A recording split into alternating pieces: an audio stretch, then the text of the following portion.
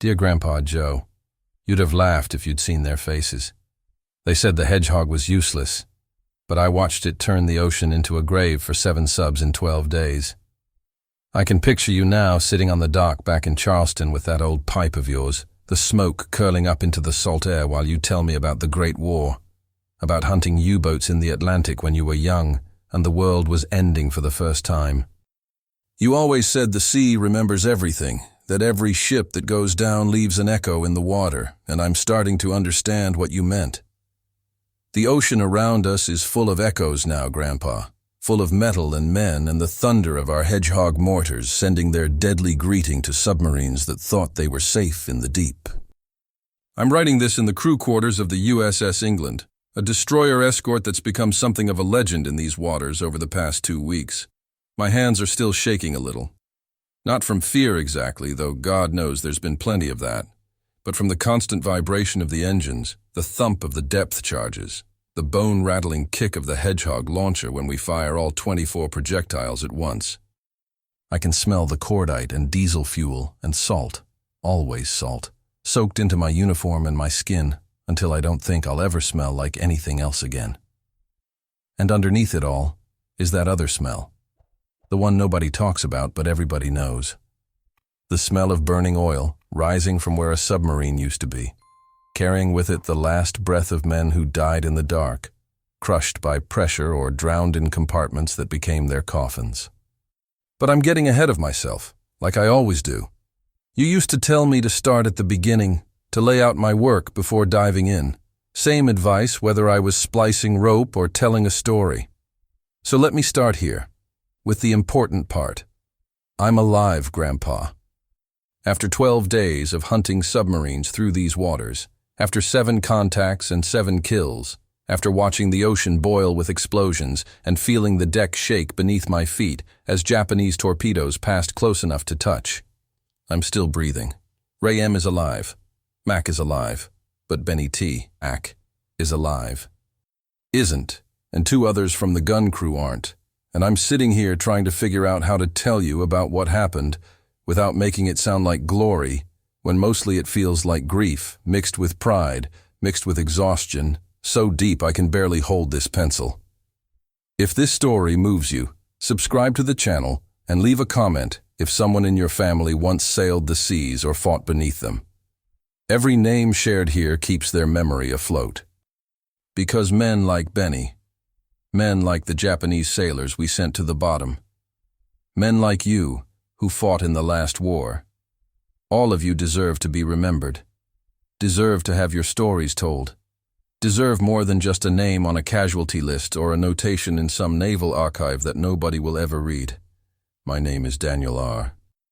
Seaman First Class in the United States Navy, serving aboard the USS England, a Buckley-class destroyer escort that's been making the Japanese submarine fleet wish they'd stayed home.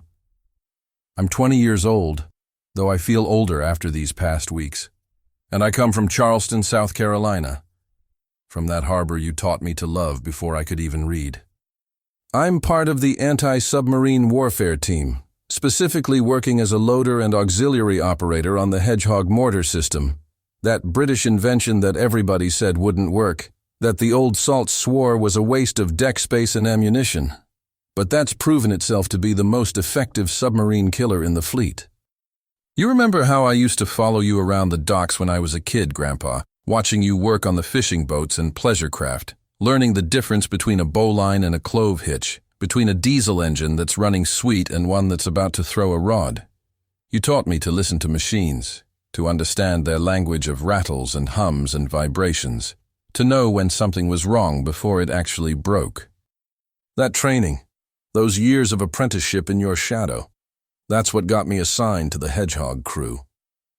They needed men who understood mechanical systems, who could load the projectiles quickly and precisely, who wouldn't panic when the launcher jammed or misfired or did any of the 100 things that can go wrong when you're trying to kill a submarine before it kills you. I can still remember the smell of that Charleston dock in the mornings when we'd arrive before dawn to start work. Salt and motor oil and fish guts, the smell of the sea meeting the land, of work and sweat and honest labor. You'd have your thermos of black coffee, so strong it could strip paint, and you'd pour me a cup even though Grandma said I was too young for it. We'd sit on the edge of the dock with our legs hanging over, watching the lights of the fishing boats heading out for the day's catch. And you'd tell me stories about the Great War, about the destroyers you'd served on, about hunting German U-boats in waters that looked peaceful but hid death beneath the surface. "The sea's got memory, Danny boy," you'd say, smoke from your pipe mixing with the morning mist. "Every ship that goes down, every man who drowns, they leave something behind. Not ghosts exactly, but echoes. The sea remembers." I thought you were being poetic, the way old men get when they're trying to pass on wisdom to grandsons who think they already know everything. But I understand now, Grandpa. I understand exactly what you meant. The waters around us are full of echoes, Japanese submarines settling into the dark, their hulls groaning as pressure crushes them, their crew's last moments reverberating through the deep like sonar pings that never stop. You taught me to work with my hands, to fix things that were broken, to understand the guts of an engine, or the tension in a rope, or the way wind and current would affect a boat's handling. When I enlisted the day after Pearl Harbor, remember how you didn't try to stop me, just nodded and gave me that piece of braided rope you'd carried in the Great War? I thought I'd end up in the engine room somewhere, keeping some ship's boilers running, using those mechanics skills you drilled into me. But the Navy had other plans. They saw my test scores, saw that I understood mechanical systems, and they put me on a destroyer escort's anti-submarine warfare team, working the most sophisticated submarine killing weapon in the fleet. The USS England is home now, Grandpa. 300 feet of welded steel, depth charge racks, 3-inch guns, and that beautiful, deadly Hedgehog launcher mounted forward. She's fast for a destroyer escort, can make 23 knots in calm seas, and she's got a sonar system so sensitive we can hear a submarine's screws turning from 3 miles away. The crew is tight, the captain's aggressive but smart, and in the past 12 days we've become the most successful submarine hunter in the Pacific. Maybe in the whole war. 7 contacts, 7 kills. It sounds like bragging when I write it out like that, but it's just the truth, and it's a truth bought with sweat and fear, and the knowledge that one mistake, one missed contact, one torpedo we didn't hear coming, would send us to the bottom just as surely as we've sent those Japanese submarines. Before I tell you about the hunting, about the kills and the chaos and what it means to send men to die in the crushing dark, let me tell you about a memory that's been keeping me sane out here. Do you remember that morning? Must have been the summer of 39 or maybe 40, when that big charter boat's engine seized up and the owner was having fits because he had customers coming for a deep-sea fishing trip. You were maybe 65 then, still strong, still able to work a full day without complaining, and I was 12 or 13, all elbows and questions, following you around like a shadow. We spent all night on that boat, Grandpa. Remember? Pulled the engine half apart, found the seized piston, somehow got it freed up and running again, just as the sun was coming up over the harbor. My hands were black with grease, my back aching from being bent over in that cramped engine compartment. But I'd never felt more alive, more useful, more like I belonged somewhere. You made me a sandwich, cold fried fish on white bread that had gotten a little soggy, with too much mayonnaise the way you always made them. And we sat on the dock eating while the sun turned the water gold and the gulls screamed overhead hoping for scraps. The coffee was bitter and burnt from sitting on the hot plate all night, but it tasted perfect. The wind was warm and smelled like salt and diesel and the promise of a good day. You packed your pipe with that tobacco that smelled like cherries and smoke, and you looked at me with those eyes that had seen a world war and its aftermath, and you said, "Danny, you got good hands. Steady hands, the kind that can fix things or break things depending on what's needed. Remember that. The world needs men who can do both." I think about that morning a lot out here, Grandpa. Think about your hands teaching mine how to work, how to understand machines, how to respect the tools and the job and the men depending on you to get it right. The Hedgehog isn't that different from a diesel engine, really. It's a system with moving parts that have to work in precise sequence, that have to be loaded and aimed and fired with care and confidence. When I'm loading those 24 projectiles into the launcher, checking each spigot, making sure everything's aligned and ready. I hear your voice in my head. Measure twice, cut once. Take your time to do it right, then move fast when it matters. And that braided rope you gave me when I enlisted, the one you'd carried through the Great War, the one you said helped you remember that every knot can be untied with patience. I carry it in my pocket still, Grandpa. Touch it before every attack. Feel the familiar texture of the braid. Remember that you survived your war and came home and built a life and a family and taught your grandson everything worth knowing. It's my talisman, my connection to you and to home and to the belief that I can do the same, that I can survive this and come back to Charleston and work beside you again on those docks, fixing engines and splicing rope and watching the fishing boats head out into waters that don't hide submarines. They assigned me to the USS England in late '43 after basic training and specialized schooling on anti-submarine warfare systems. The ship was new then, still smelling like fresh paint and welding slag, and the crew was mostly young like me, boys from farms and cities and small towns who'd volunteered or been drafted and were now learning to be sailors. The chief boatswain was an exception. We call him Mac, though his real name's something longer and more formal that nobody uses. Mac's maybe 45, a veteran of the Great War like you, Grandpa, and he served on destroyers in the Atlantic hunting German U-boats. Mac taught me what you'd already started teaching me, that in submarine warfare, you hunt with your ears more than your eyes. The ocean's too big, too deep, too dark to rely on vision. You listen to the sonar, to that distinctive ping echoing back from metal hulls, to the sound of propellers turning beneath the surface, to the groan of a submarine's ballast tanks as she dives or surfaces. The sea talks to you if you know how to listen, Mac told me during training, sounding so much like you that I had to blink back tears. Every submarine's got her own voice. Her screws turn at a certain RPM, her hull creaks at certain depths, her diesels have their own rhythm when she's snorkeling. Learn those voices, memorize them, and you'll know what you're hunting before you ever see it. Ray M. is our electrical specialist, the man who keeps the sonar working and the fire control system operational, and all the complex electronics that make the Hedgehog effective functioning under combat conditions. Ray's from somewhere in Pennsylvania, a thin, nervous fella who's superstitious as hell. Always wears his helmet backwards because he did it once during our first depth charge attack and we got a kill. So now he's convinced it's lucky.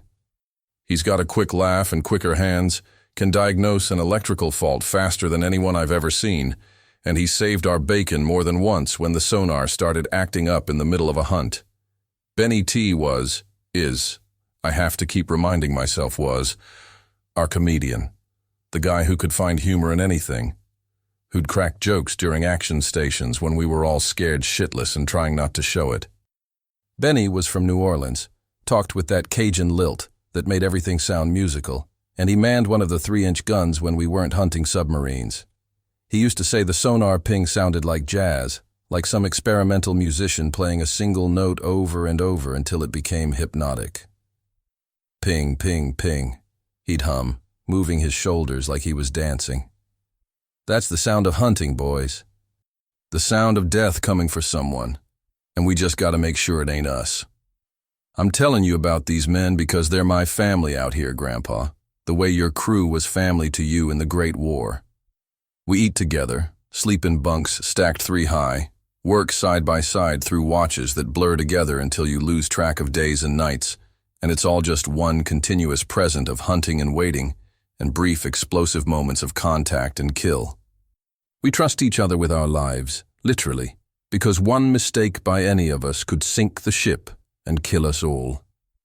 That kind of dependence, that kind of shared danger, it creates bonds that go deeper than friendship, deeper than brotherhood, deep as the ocean we're sailing on. The hunting started on May 19th, a date I'll remember for the rest of my life, however long that might be. We were part of an escort group protecting a convoy, routine patrol work that we'd done dozens of times before. The sea was running high, gray-green water topped with whitecaps, the sky overcast and threatening rain. Perfect weather for submarines.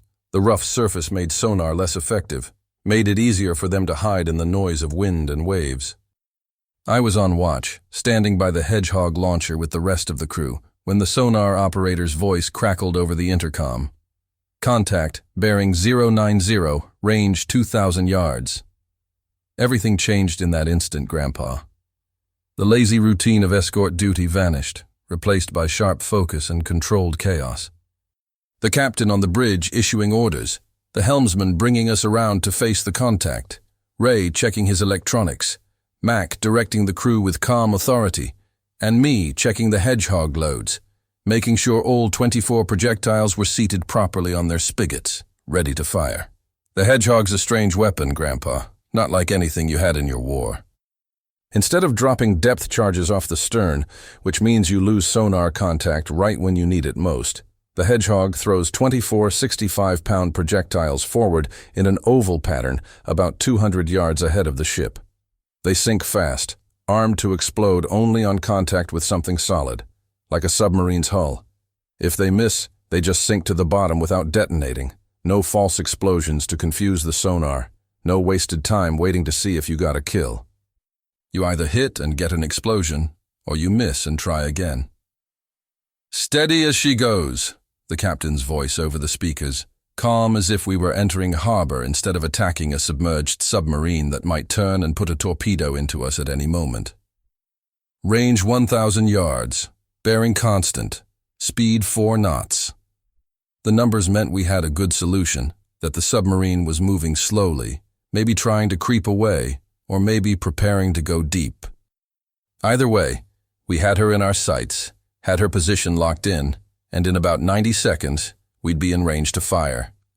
My heart was hammering so hard, I could feel it in my throat, could hear it in my ears competing with the constant ping, ping, ping of the sonar. My hands were sweaty on the Hedgehog controls, even though the air was cool and damp with spray. This was my first attack.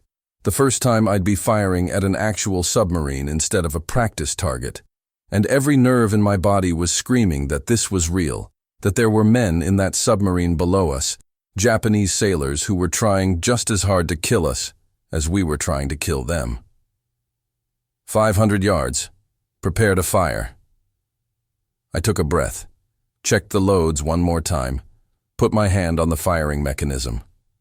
Felt the braided rope in my pocket, your rope, Grandpa. Felt it warm against my leg like a reminder that I came from a line of sailors, that you'd done this in your war and survived, and I could do the same. 300 yards. Fire! I pulled the lever and the Hedgehog fired all at once. 24 projectiles launching with a sound like thunder contained in a barrel, the deck shaking under my feet, the smell of cordite washing over us. The projectiles arced through the air. You could actually see them, dark shapes against the gray sky, and splashed into the water ahead in that characteristic oval pattern, spreading out as they sank toward where the submarine was hiding. Then came the worst part, Grandpa. The waiting. 10 seconds, 15, 20, while those projectiles sank through the water, while we held our breath and prayed and hoped and feared. The sonar operator was calling out depths, 100 feet, 120, 150, tracking the submarine as she tried to evade, tried to go deeper, tried to escape the pattern of death falling toward her. And then, at 180 feet, the ocean erupted. The explosion was massive, a column of water and air shooting up from where the submarine had been, the shockwave hitting our hull like a giant fist, making the whole ship shudder. Then more explosions, secondary blasts, as the submarine's batteries or fuel or torpedoes detonated, each one sending up more debris, more oil, more proof that we'd hit her, killed her, sent her and her crew to the bottom. "Contact lost," the sonar operator said, his voice shaking with adrenaline and relief and maybe a little horror at what we'd just done. Oil slick rising to surface, debris field expanding, confirmed kill. The bridge erupted in cheers, men shouting and clapping each other on the back, celebrating our first submarine kill. But I couldn't cheer, Grandpa. I stood there watching the oil spread across the water, dark and rainbow-sheened, and I thought about the men inside that submarine. How many? 50, 60, and how they died in the dark, crushed or drowned or burned, and I felt sick. Mac saw my face, came over and put a hand on my shoulder. "First time's always the hardest," he said quietly, voice barely audible under the celebration around us. "You're thinking about the men you just killed, wondering if they had families, if they were good men just following orders like you. That's normal. That's human. But remember this, Danny. They were trying to kill us. That submarine was hunting our convoy, trying to sink merchant ships full of supplies and soldiers. Every cargo ship they sink means more Americans die, means the war goes on longer, means more boys like you and me don't get to go home. We did what we had to do." He was right, of course. I knew he was right. But knowing it didn't make the oil slick look any less like a grave. That first kill was just the beginning, Grandpa. Over the next 12 days, we hunted and killed 6 more submarines, an average of 1 every other day, a pace that had never been matched by any ship in any navy in the entire war. The Japanese had stationed a picket line of submarines to detect and report on Allied fleet movements, and we systematically hunted them down and destroyed them, one after another, until the ocean around us was littered with debris and oil and the echoes of exploding submarines. The second kill came 3 days after the first. We'd been searching for days, tracking sonar contacts that turned out to be false alarms. Whales, probably, or temperature layers that reflected sound in strange ways. The crew was exhausted, running on coffee and adrenaline and fear that the next contact would be the one that killed us instead of them. Then, at 0327 hours, I'll never forget that time, Grandpa, 3:27 in the morning when I'd been awake for 20 hours and my eyes felt like sandpaper, the sonar operator sang out, "Contact, strong return, range 1,500 yards, bearing 270. We went through the same routine as before. Turn to face the contact, close the range, prepare the Hedgehog, wait for the captain's order to fire. But this time was different. This time felt more intense somehow. Maybe because we knew what we were doing now, knew exactly what those explosions meant, knew that we were about to send more men to die in the dark. I loaded the projectiles mechanically, hands moving through the familiar motions while my mind wandered to those Japanese sailors below us, wondering if they knew we were up here, if they could hear our screws turning, if they were scared or resigned or preparing to fight back with torpedoes of their own. "Fire!" The Hedgehog thundered, projectiles flying, and I found myself whispering a prayer. Not for us. We could take care of ourselves. But for them, for the men in that submarine who were about to die, and who probably had mothers and wives and children who'd cry when the telegram came. The projectiles hit the water, sank, and 30 seconds later the ocean boiled with explosions. Another kill. More oil, more debris, more echoes. Ray M. Han was grinning, his helmet still on backwards, his superstition proven right again. "2 for 2, he shouted. "If that's useless, I'll eat my hat." Echoing something Mac had said after the first kill, and we laughed. We actually laughed, because laughter was easier than thinking too hard about what we were doing, about the mathematics of death we were calculating with sonar and trigonometry and high explosives. The third kill came 2 days later. Then the fourth, then the fifth, each one following the same pattern: contact, approach, fire, explosion, confirmation. We were getting efficient at it, Grandpa, turning submarine hunting into a science, a routine, a job that we could do almost without thinking. And that scared me more than the danger did. That killing could become so normal, so mechanical, so divorced from its reality that I could load and fire the Hedgehog and watch men die and then go below and eat lunch and sleep like nothing had happened. Benny kept us human, kept us from disappearing entirely into that mechanical efficiency. After the fourth kill, he stood on deck looking at the oil slick spreading across the water, and he said, "Y'all think they got musicians down there? Think they had someone who made them laugh when they was scared?" And we all went quiet, because of course they did. Of course they had their own version of Benny, some Japanese sailor who cracked jokes and hummed to himself and made the fear a little more bearable. And we'd just killed him along with the rest of his crew, sent him to the bottom where the music stopped, and the laughter died, and there was only silence and dark and crushing pressure. The 6th kill almost killed us too, Grandpa. We'd been hunting for 16 hours straight, tracking a contact that kept evading us, going deep, then shallow, changing course, trying every trick in the book to shake us off. The crew was exhausted, operating on fumes and determination, and we'd already fired the Hedgehog twice without result, the projectiles missing in the rough seas and poor sonar conditions.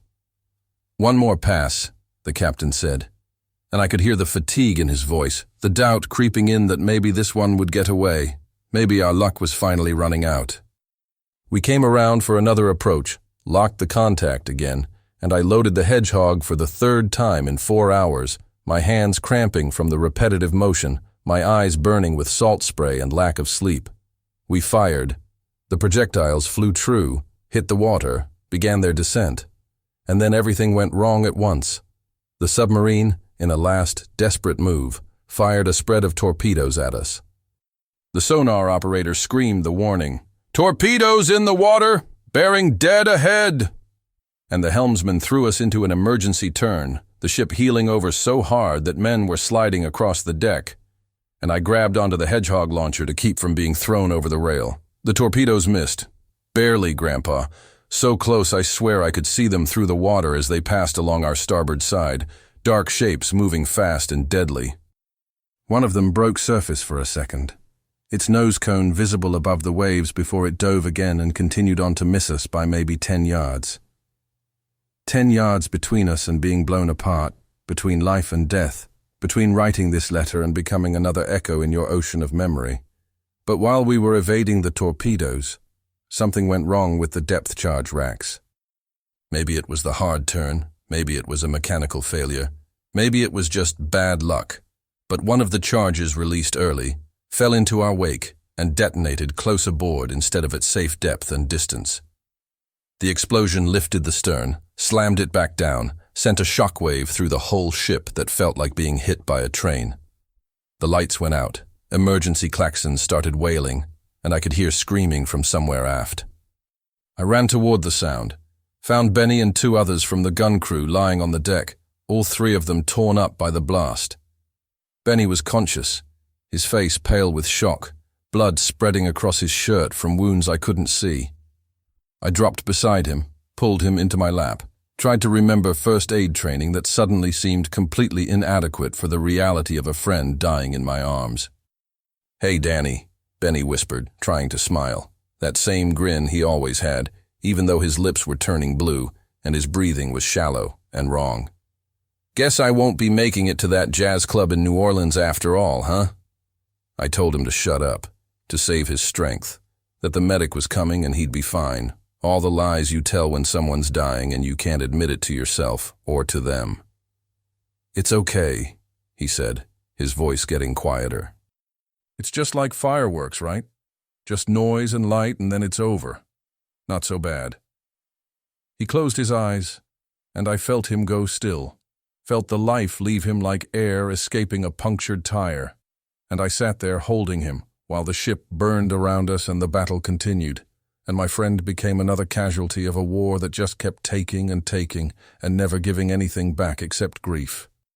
Mac pulled me away eventually, made me help with damage control, with fighting the fires and sealing the breaches, and getting the ship back under control.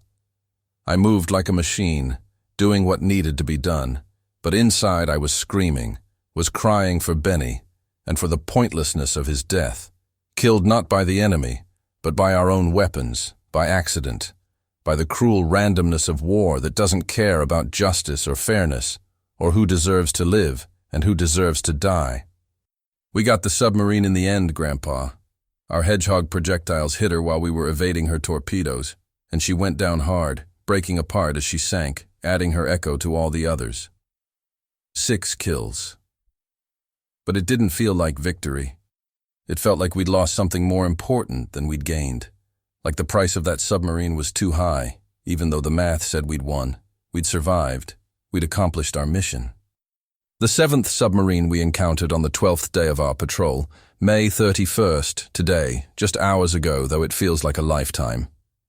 We'd pulled into port briefly to resupply, to repair the damage from that premature depth charge explosion, to bury Benny and the 2 others at sea with full honors and words that were supposed to make their deaths meaningful, but just sounded empty to my ears.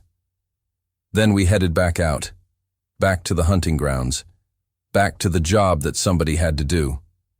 This last contact was different from the start, Grandpa. The submarine was running deep, deeper than the others, and she was being piloted by someone who knew what he was doing. We'd make contact, close in, and she'd evade, slipping away into temperature layers or hiding in the noise of biological sounds or just changing depth and course faster than we could follow. For 8 hours we chased her, the captain grimly determined. Mac coaching the sonar operator, Ray keeping the systems running, and me loading and reloading the Hedgehog, waiting for the shot that would end this dance of death. Finally, late in the afternoon, with the sun starting to set and painting the ocean orange and gold, we got a solid lock. The submarine had run out of room to maneuver, had gotten cornered against a shelf where the water shallowed, and she couldn't dive deeper without running aground. "This is it," Max said, his voice tired but certain. "She's got nowhere else to go." The captain gave the order, and I fired the Hedgehog for what I hoped would be the last time. Watched those 24 projectiles arc through the sunset light and splash into the water in their deadly pattern. The explosion, when it came, seemed bigger than the others, more violent, as if the submarine had detonated all her remaining torpedoes at once. The water erupted in a column of flame and spray that reached up toward the sky, and even from 200 yards away, I could feel the heat of it on my face. Debris rained down, pieces of hull, equipment I couldn't identify, and things I didn't want to look at too closely. The oil slick that followed was massive, spreading across acres of ocean, turning the sunset reflection black and iridescent. 7 submarines in 12 days, Grandpa. The most successful submarine hunt in history, they're saying. The captain's going to get medals. The crew's going to be famous. The USS England is going to be remembered long after we're all dead and gone. But standing there on deck, watching that 7th submarine's death throes, all I could think about was what you told me about the sea remembering, about echoes, about how every ship that goes down leaves something behind. What have we left behind, Grandpa? What echoes are we creating? 7 submarines, maybe 350 Japanese sailors, all of them sent to the bottom where they'll rest in the dark forever, their bones picked clean by whatever lives down there in the deep. And Benny and the 2 others from our crew, buried at sea in weighted canvas, sinking to join them. The ocean's floor is littered with our war now, metal and bone, and the ghosts of men who died because their countries couldn't figure out how to live in peace. You asked me once, back on that dock in Charleston when I was young and thought I knew everything, what I wanted to do with my life. I told you I wanted to fix things, wanted to build things, wanted to make something that would last. Good answer, you said, lighting that cherry-scented pipe. But remember, Danny, sometimes the world needs men who can break things too. Not because breaking's good, but because some things need to be broken before better things can be built. I understand now what you meant. We're breaking things out here, Grandpa. Breaking submarines and breaking men and breaking the Japanese Navy's ability to strangle Allied supply lines. And that breaking is necessary, is justified, is the only way to end this war and get home and start building again.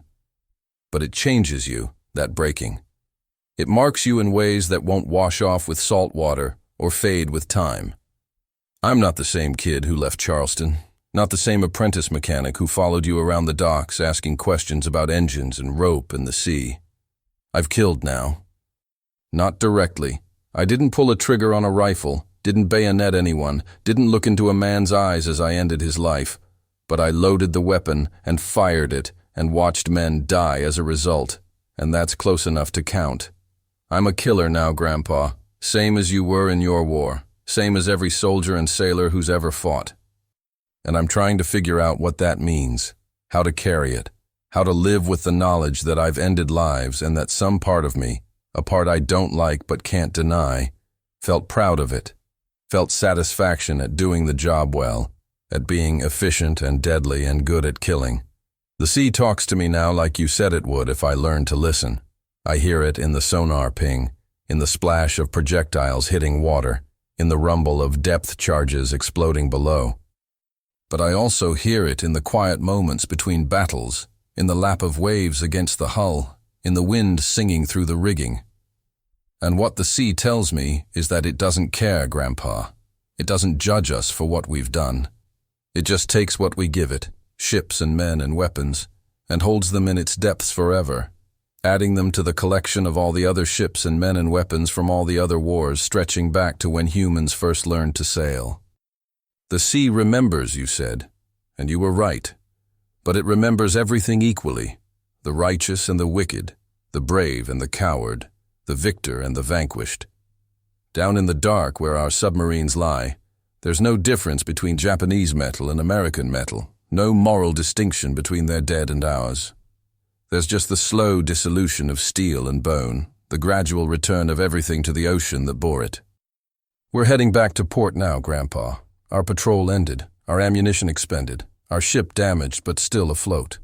The crew's exhausted, moving like ghosts through their duties, and there's a heaviness aboard that wasn't here when we started this cruise. We're heroes, they say. The ship that broke records, that changed submarine warfare, that showed the effectiveness of the Hedgehog system.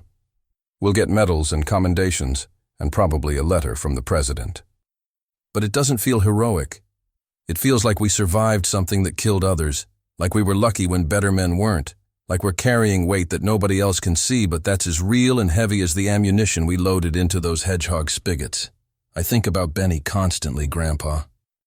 About how he used to hum that jazz rhythm while listening to the sonar ping. About his jokes that weren't funny but made us laugh anyway because laughter was better than thinking too hard about what we were doing.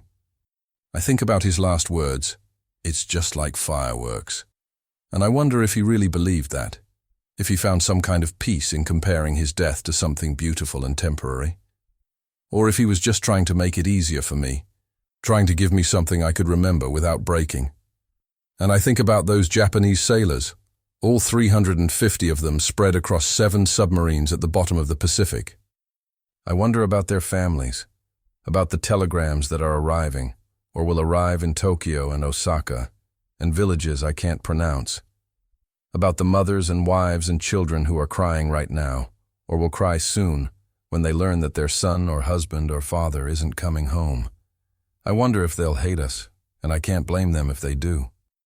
I wonder if they'll understand that we didn't want this, didn't choose this, would rather have been back home fixing engines and living quiet, peaceful lives, but were forced into killing because their country attacked ours and started a war that's consuming the world.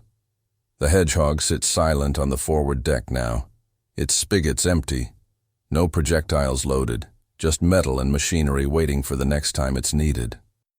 I've cleaned it thoroughly, maintained it the way you taught me to maintain tools, with respect for the job it does, even if that job is death. It's a beautiful piece of engineering, Grandpa. Really it is. Efficient and deadly and innovative in ways that the old depth charges never were. But beauty doesn't make killing easier. If anything, it makes it harder, because there's something obscene about creating something elegant and precise for the sole purpose of ending lives. Ray M. came to find me this morning, his helmet finally turned around the right way now that we're out of combat. "You okay?" he asked. And I nodded because what else could I say? That I'm not okay, that I don't think I'll ever be okay again, that something inside me broke when Benny died, and I don't know if it can be fixed. He sat down beside me on the deck, both of us looking out at the ocean, and he said, "I keep thinking about my father. He was in the Great War, in France, and he never talked about it, never said a word about what he saw or did. I used to think he was being mysterious, playing the strong silent type. But now I get it. He wasn't being mysterious. He just didn't have words for it. There aren't words for what we've done out here. He's right, Grandpa. There aren't words." How do you explain what it's like to listen to the sonar ping, to know that each echo is bouncing off a steel tube full of living human beings, to calculate the range and bearing and speed that will let you kill them most efficiently? How do you describe the sound of a hedgehog firing, that thunderous simultaneous launch, or the way the ocean looks when it's boiling with explosions and oil and debris? How do you tell people back home that war isn't heroic or glorious, or any of the things the AA posters and newsreels make it out to be, that it's just industrialized killing dressed up in patriotic language to make it palatable? Mac found me later, brought me a cup of coffee that was probably terrible but tasted fine because everything tastes fine when you're this tired. "You did good work, Danny," he said, using the nickname that only you and my closest friends use. 7 submarines. That's 7 convoys that won't be attacked, 7 groups of merchant sailors who'll make it home to their families, maybe 700 or 1,000 Allied lives saved. Don't forget that when you're beating yourself up about the Japanese sailors we killed. We're not murderers. We're soldiers doing a job that has to be done. I know he's right, Grandpa. I know that those submarines were hunting our ships, would have torpedoed our merchant vessels and killed our sailors without hesitation, would have extended this war and caused more death on both sides. I know that every submarine we destroyed was a legitimate military target, that we followed the rules of war, that we gave them no more mercy than they would have given us, but no less either. But knowing that intellectually doesn't change how it feels emotionally. Doesn't stop me from seeing those oil slicks in my sleep. Doesn't quiet the voice in my head asking if those Japanese sailors were scared, if they knew death was coming, if they thought about their families in their final moments the way I think about you and Grandma and home. The braided rope you gave me is in my pocket right now, Grandpa, worn smooth from constant touching, the fibers starting to fray a little from 2 years of carrying it everywhere. I've held it during every attack, felt its familiar texture ground me when everything else was chaos and death. You said every knot can be untied with patience, and I'm starting to understand the deeper meaning of that. The knot of this war, the tangle of killing and being killed and justifying it all with necessity and duty. Maybe that can be untied too, given enough time and patience. Maybe when the war ends and we all go home, we can slowly, carefully, patiently unknot ourselves from what we've become and find our way back to who we were. Or maybe not. Maybe some knots are tied so tight, pulled so taut by trauma and death, and things seen that can't be unseen, that they can never be fully loosened.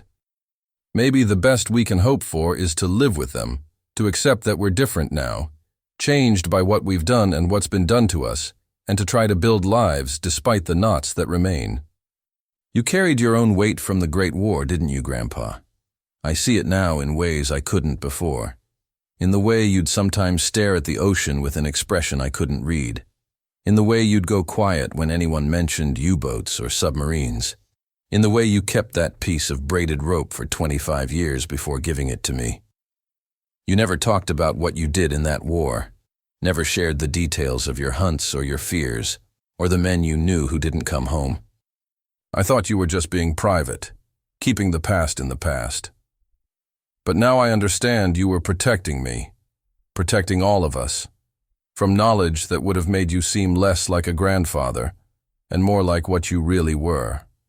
A killer who'd survived and come home and built a life anyway. I'm going to carry my own weight now, Grandpa. The weight of 7 submarines and roughly 350 Japanese sailors, and Benny and the 2 others from our crew, and the knowledge of what I'm capable of when necessity demands it. I'm going to carry the sound of the hedgehog firing, the sight of oil slicks spreading across the water, the memory of holding Benny while he died and not being able to do a damn thing to save him. I'm going to carry all of it for the rest of my life, and I'm going to do what you did. Come home, keep quiet about most of it, and try to build something good despite the weight pressing down on my shoulders. But I'm writing this letter to you because I think you'll understand in ways nobody else can. You've been where I am, felt what I'm feeling, carried what I'm carrying, and you survived it, Grandpa. You came home and married Grandma and had children and taught your grandson about engines and rope and the sea, and you built a life that had meaning and purpose beyond the death you dealt in your war. If you could do that, maybe I can too. Maybe I can come home to Charleston and work beside you on those docks again and watch the fishing boats and remember that the ocean is more than just a battlefield, that it's also beauty and life and honest work under the sun. I don't know what kind of man I'll be when I get back, Grandpa.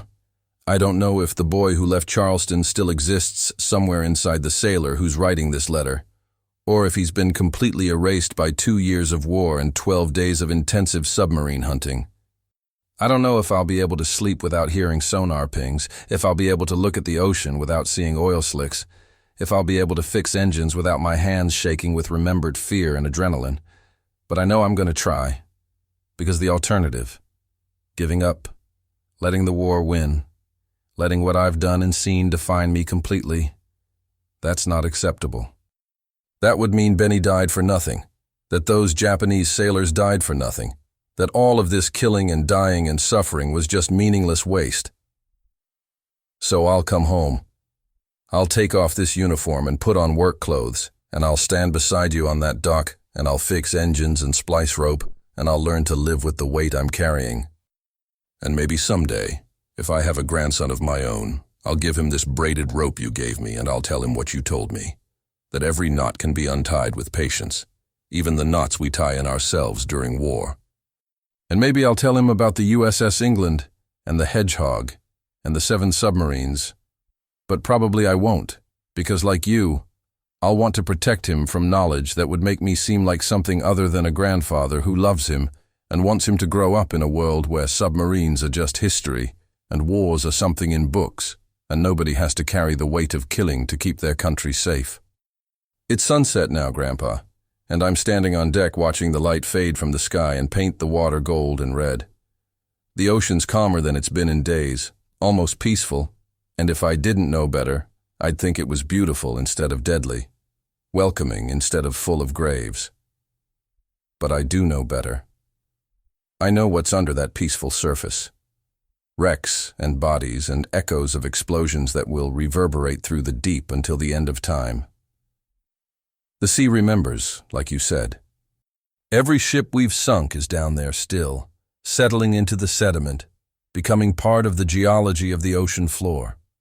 In 1,000 years or 10,000, if anyone dives that deep, they'll find those submarines and wonder what happened, who died there, what war they were fighting and why. I hope whoever finds them, if anyone ever does, I hope they remember that those submarines weren't just metal.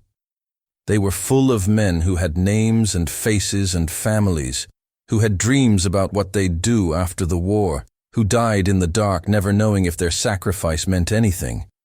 And I hope they remember that the men who sank those submarines, men like me, men like my crew, men who are going to have nightmares about it for the rest of their lives, we weren't monsters. We were just doing what we had to do, what our countries asked us to do, what the war demanded we do if we wanted any chance of going home. The sea remembers, but it doesn't judge. It just holds everything equally, keeps all secrets, accepts all offerings. That's oddly comforting, Grandpa, knowing that in the vast indifference of the ocean, there's no hierarchy of death, no ranking of whose sacrifice mattered more. Japanese sailors and American sailors, submarines and destroyers, the righteous and the damned, the sea takes them all and makes them equal, returns them all eventually to the same atoms and molecules they started as, continues its cycle of dissolution and renewal without regard for human concepts of good and evil. Maybe that's what peace looks like, Grandpa.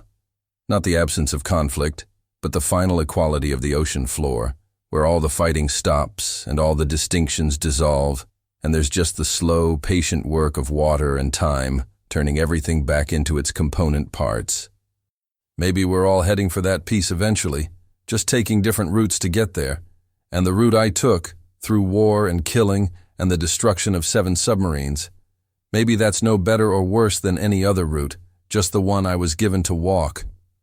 Or maybe I'm just tired and philosophical and trying to find meaning in things that don't have meaning, trying to make sense of senseless killing, trying to justify what I've done by wrapping it in pretty metaphors about oceans and memory and cycles of nature. Maybe there is no meaning, no justification, no peace to be found. Maybe there's just the cold, hard fact of what we did. We killed 350 men, and we have to live with that forever, carry it like a stone around our necks, except that we're killers now regardless of how necessary or justified or righteous our killing might have been. I don't have the answers, Grandpa. I wish I did.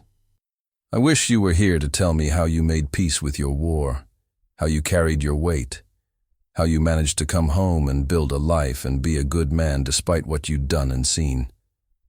But you're 3,000 miles away in Charleston, and I'm here on this ship full of ghosts and exhausted sailors, and all I can do is write this letter and hope that putting the words on paper will somehow make them easier to carry. We'll be in port tomorrow, Grandpa. We'll tie up at the dock, shut down the engines, and try to rest while they repair the ship and resupply us for the next patrol. I'll have a few days of shore leave, a few days to sleep in a real bed and eat food that doesn't come from a can, and maybe write a longer letter or even call home if I can find a phone. But right now, tonight, I wanted to finish this letter, wanted to tell you everything while it's still fresh in my mind, before time starts to dull the edges and turn these 12 days into something they weren't. 7 submarines, Grandpa. 7 hunts, 7 kills, 7 echoes added to the ocean's memory. The most successful anti-submarine patrol in naval history, they're saying. The USS England is famous now, will be remembered, will probably end up in history books as an example of what can be accomplished with new technology and aggressive tactics, and a crew that works together like a single organism. Captain Williamson will get his medals, Mac will probably get promoted, and I'll have a service record that says I participated in 7 confirmed submarine kills, as if that's something to be proud of instead of something to be ashamed of.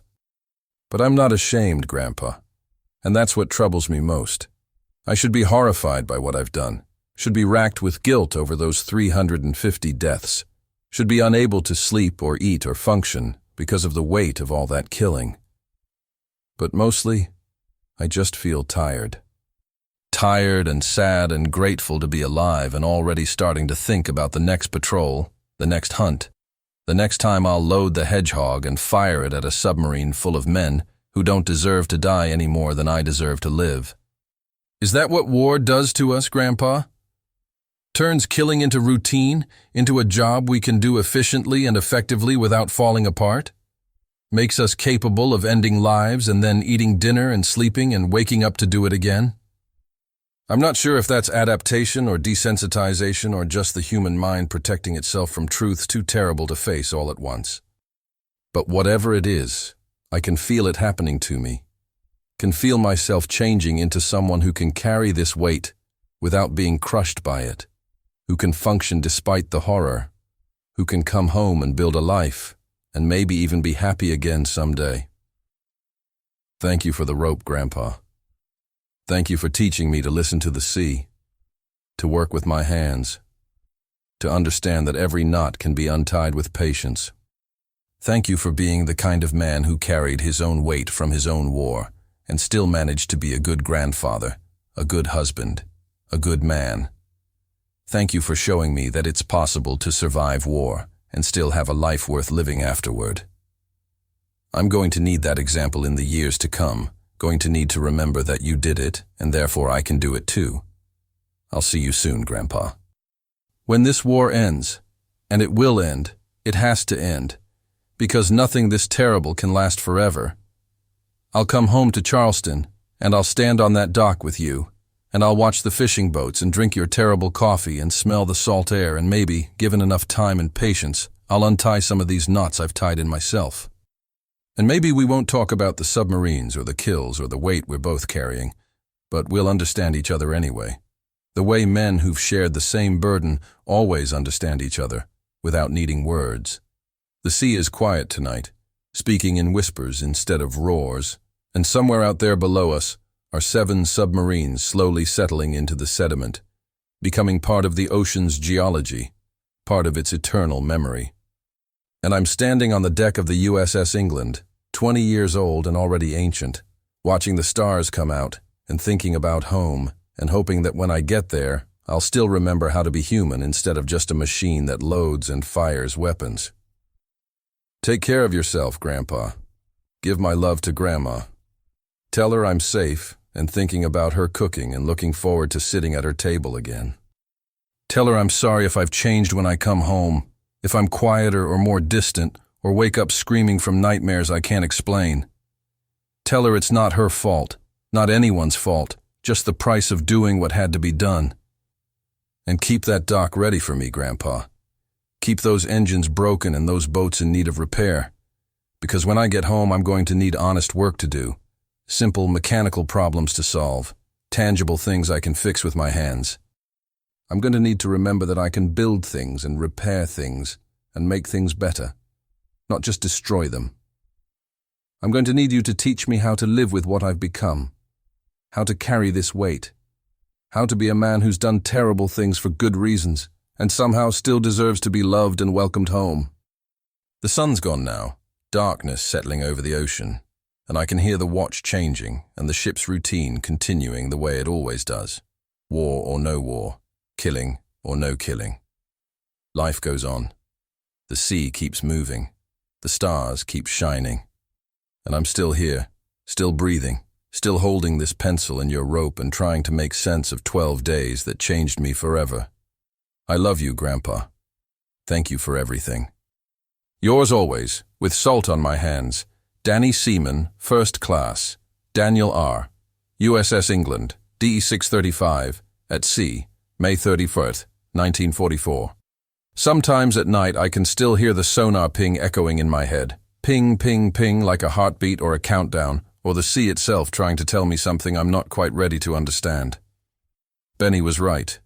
It does sound like music, if you listen right. Sad music, mourning music, the kind that plays at funerals and remembers the dead. I'll carry that sound with me forever, I think. Carry it along with your rope and the memory of those docks, and the hope that someday, somehow, the music will change into something I can bear to hear without breaking. Daniel survived the war and returned to Charleston in the autumn of 1946, thinner and quieter than the boy who'd left, but still recognizably himself beneath the weight he carried. He went back to work on the docks with his grandfather Joe, fixing boat engines and splicing rope and watching the fishing vessels come and go with the tide. He never spoke about the USS England or the Hedgehog or the 7 submarines, not to his family, not to his friends, not even to Joe, who would have understood better than anyone. The war stayed locked inside him, a secret he shared only with other veterans in silent moments of recognition and unspoken kinship. The braided rope his grandfather had given him stayed in his pocket for the rest of Joe's life, worn smooth by constant touching, fraying at the edges but never breaking. When Joe died in 1951, Daniel was there at his bedside, holding that rope and finally telling his grandfather what he'd never been able to say in life. Thank you for showing me how to carry it.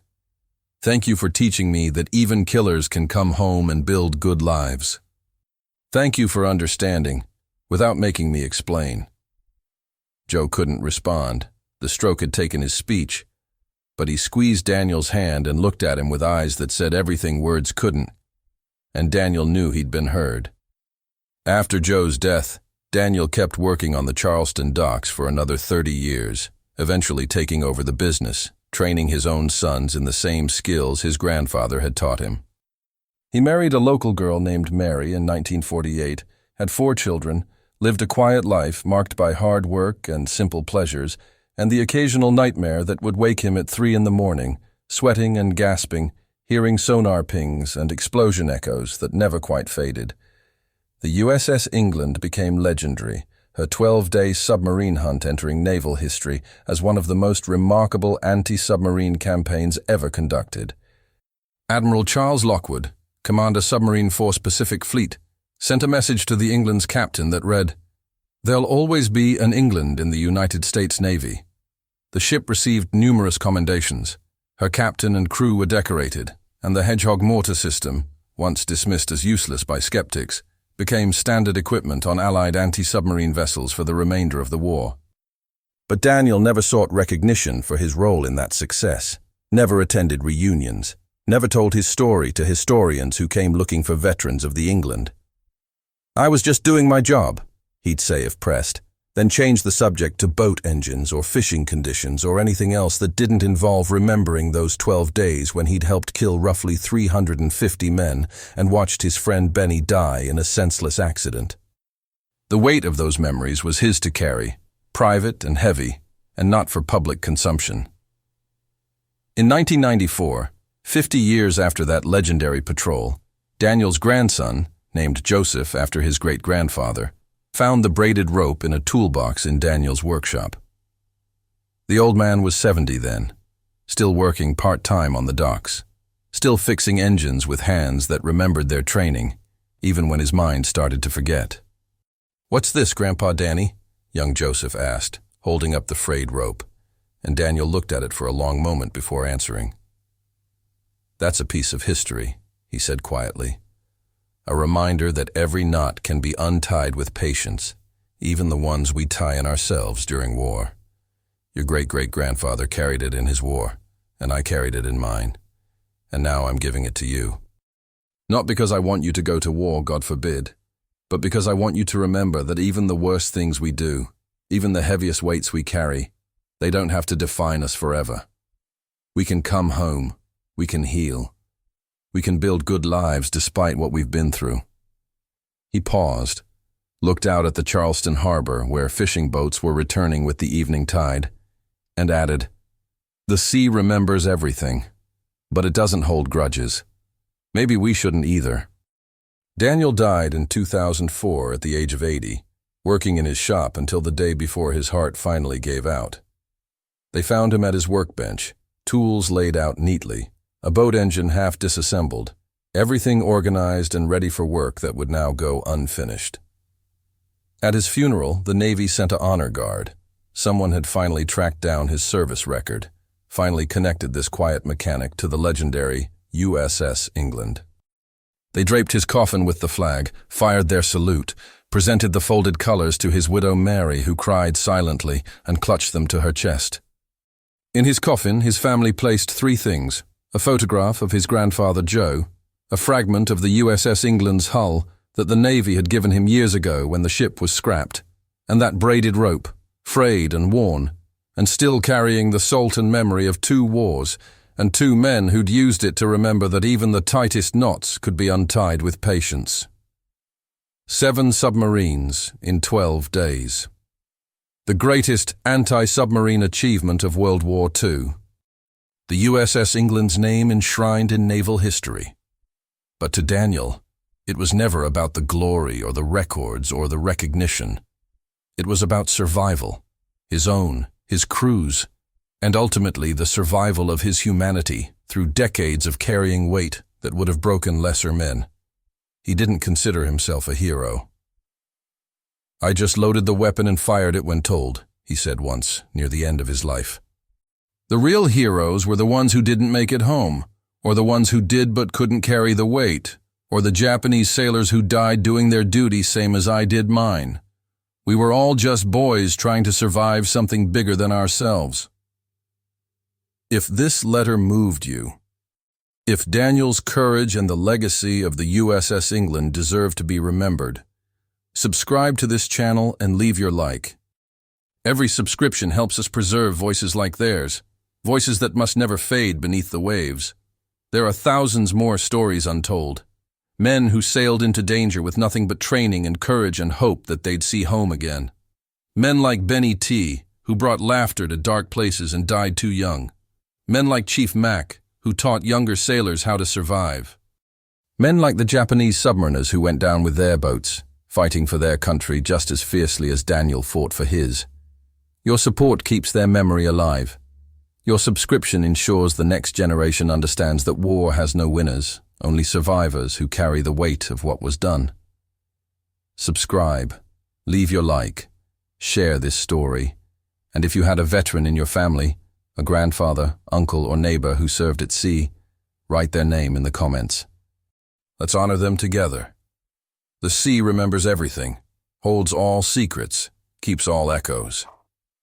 Daniel's voice and the voices of all those who sailed with him and against him deserve to echo through time, to be heard and understood and honored not as celebration of war but as testimony to what war costs the men who fight it.